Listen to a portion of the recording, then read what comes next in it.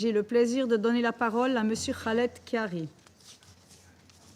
Madam President, distinguished members of the Security Council, the Middle East region witnessed yet another dangerous escalation over the weekend. In the early hours of 26th of October, the Israel Defense Forces announced that they conducted, quote, precise strikes on military targets in Iran, end quote.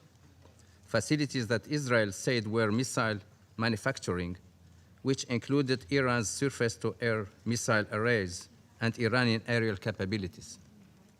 This is the first time Israel's military has claimed responsibility for attacking sites in Iran. Israel said that the strikes were in response to Iran's attack against Israel on 1st of October. The Islamic Republic of Iran stated that the Israel military airstrikes targeted several sites in Khuzestan, Elam, and around Tehran provinces, with most of the missiles intercepted by its air defense system. Iran confirmed that 4 Iranian military officers and 1 civilian were killed.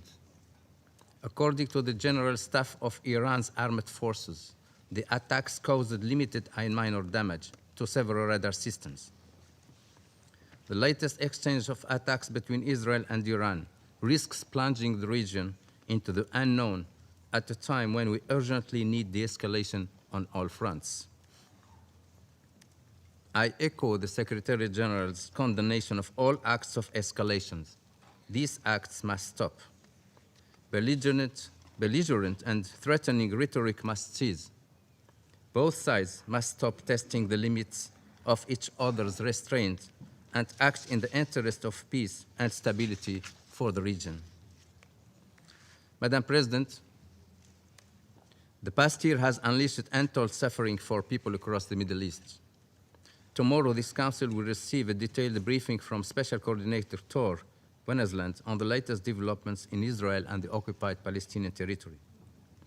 Yesterday, the Secretary General expressed shock and despair regarding the unbearable conditions of Palestinian civilians trapped in North Gaza.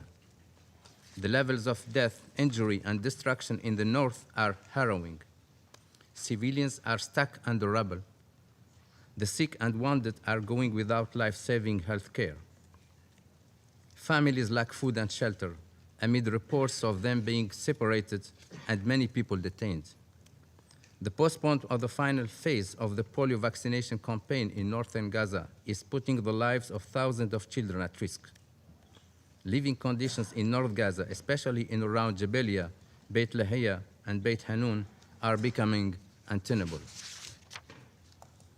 In Lebanon, hostilities between Hezbollah and the Israel Defense Forces continued through the weekend, including clashes on the ground in southern Lebanon.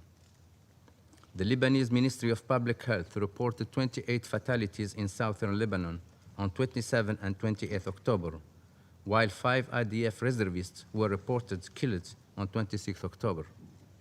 Hezbollah issued a displacement notice to residents of northern Israel for the first time on 25th of October, while Israel continued airstrikes across areas of Lebanon, including the south, the Bekaa, and the southern suburbs of Beirut in recent days.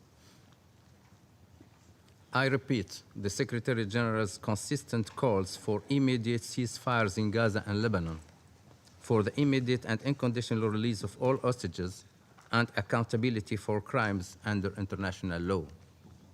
I urge all parties to cease all military actions, to prevent an all-out regional war, and return to the path of dialogue and diplomacy. Thank you, Madam.